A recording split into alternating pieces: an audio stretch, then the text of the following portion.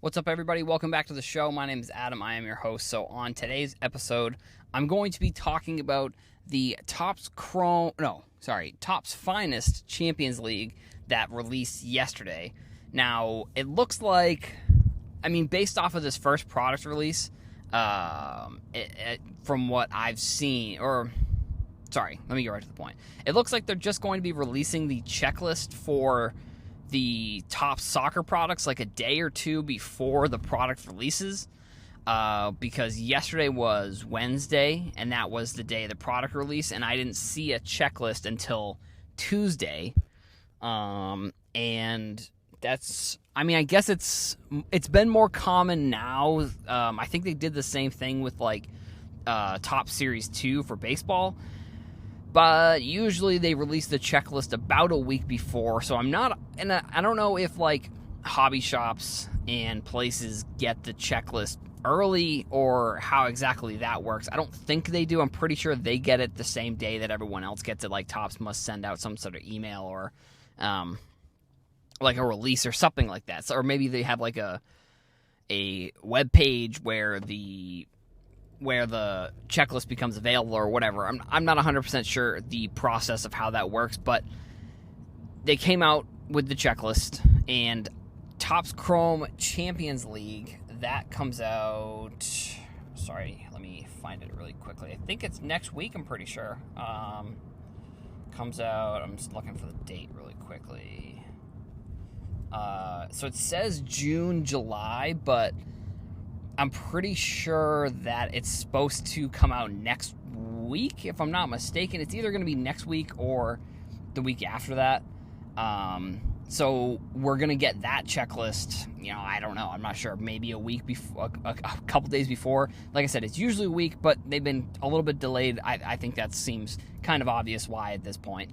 But the big news from that checklist is the Haaland cards.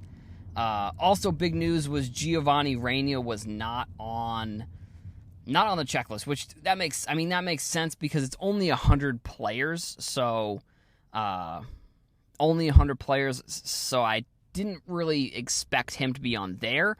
I do expect him to be on the Topps Chrome Topps Chrome Bundesliga checklist. That's probably the product you'll see him in. Because I think this then means that he's probably not going to be in Topps Chrome Champions League. And if it's the same, I don't know I think it'll be this for the Topps Chrome Champions League. I think it's going to be the same 100 players. And then the Topps Chrome Bundesliga, I think, is going to be just obviously the German league players. But I think it'll be all the same players from this checklist. Excuse me. But then it'll be like Giovanni Reyna will be probably on that checklist for that. And I would suspect a player like Weston McKennie, which not really a big deal. That'll be like his third card. But so Topps Chrome Champion. No, I did it again. Topps Finest Champions League. The big deal from that specific checklist was the Haaland cards. So he had the card on the regular checklist with Salzburg. I think that's an Austrian team. I should just check it really quick. Salzburg FC. That is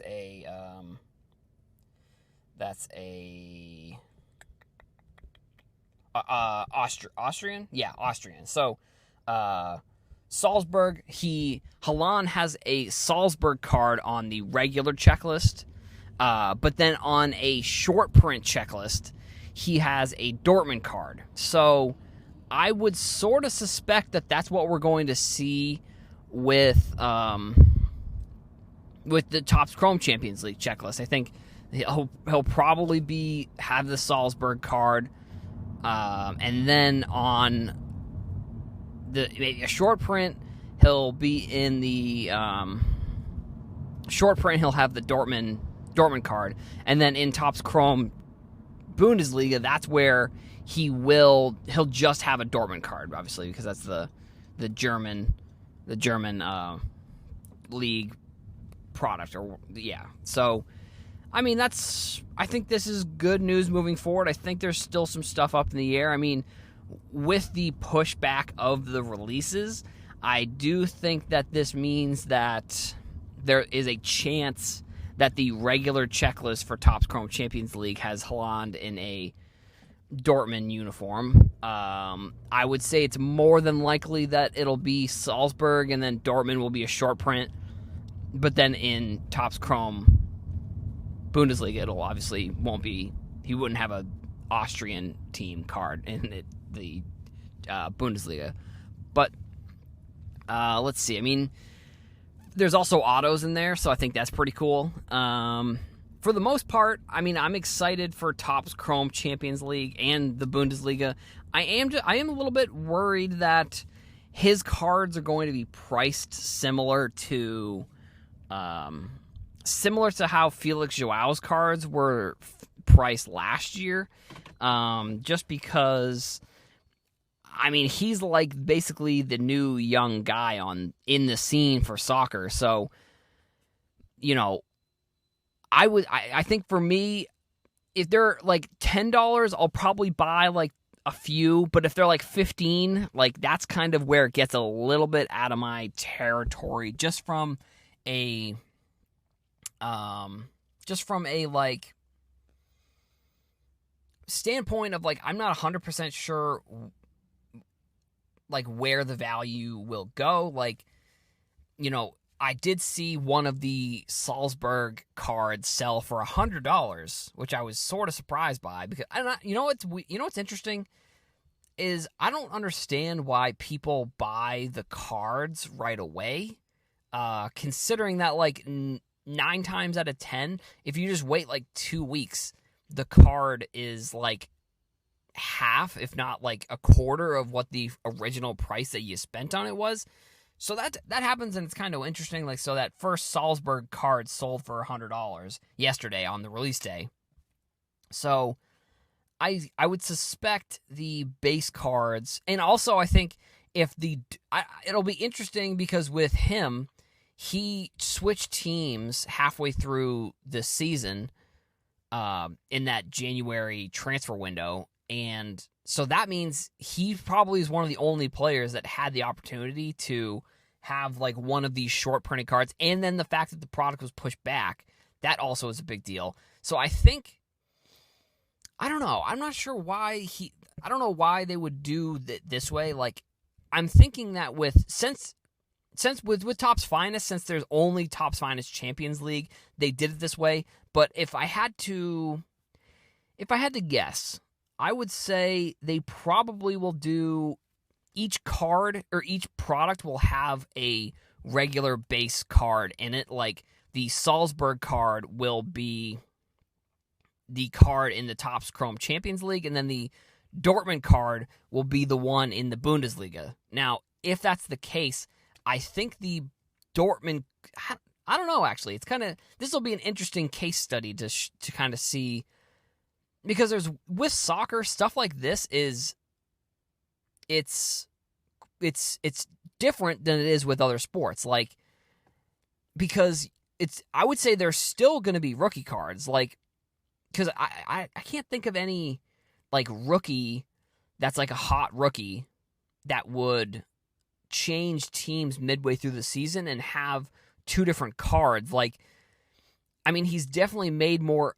I guess he's made more of an impact at Dortmund, so like maybe the Dortmund card will be more desirable, but like the Salzburg card is technically where he started, so like maybe that will be, this is where soccer, I think, gets a little bit confusing, but at the same time, with the market, I think we're seeing a lot of stuff that's going to be kind of the gauge of what the market itself is going to look like, because, like I said, I feel like this is a fairly unique situation to make that move in January and to have the chance to be in both products, because he moved from an Austrian team to a German team. So like and then the German league itself has the Topps has the rights to that league's license.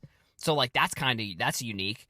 And then the Austrian team just happened to be in the in the field of 32 Champions League teams. So, like, that's kind of unique. And then even a player on an Austrian team like that being in a product like this at all I feel like is fairly unique. Like, with there only being 100 cards and with there being 32 teams in the round of 30 or the group stage, I feel like not every team gets a card. Now, I guess maybe I'll go back and look at the previous Champions League product and see if the 100 cards, if like every team got one card, or like if there were some of the lower league teams that didn't get any cards and then that gave another team a card. Like, it almost feels like if Topps wanted to up the checklist to 150, that I think would be a good idea, because then they could get more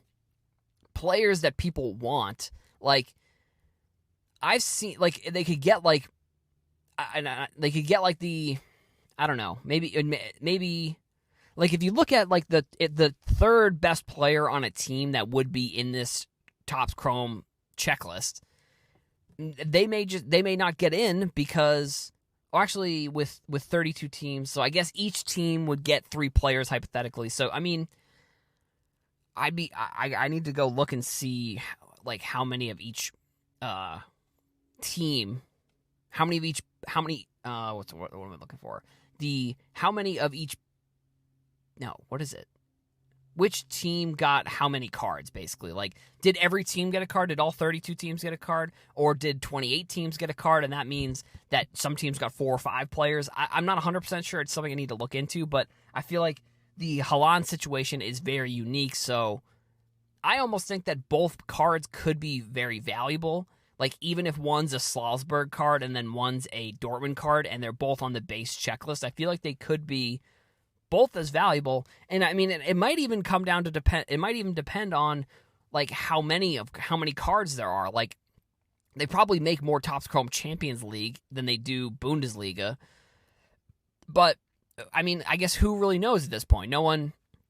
There hasn't really been a precedent. Like, there has been a precedent with like Weston McKennie, where he had a card in both, and I would say it's technically his rookie because he was on also the Optic 2018 checklist, and he had a rated rookie logo on his card. So he was in Topps Chrome Champions League and Topps Chrome Bundesliga that year. And I've said this in the past, they do this. They use the previous year's photos or the previous year's design for the Topps Chrome Bundesliga. So like, those cards themselves you're going to see them with the previous year's design, which is sort of confusing. So that almost gives me another reason why I feel like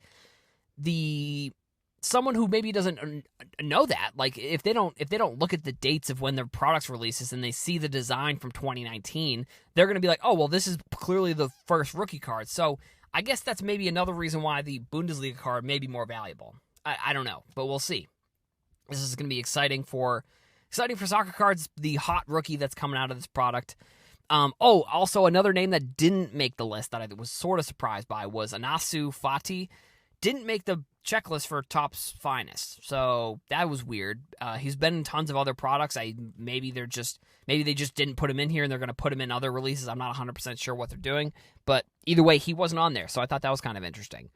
That's all I've got for today's episode.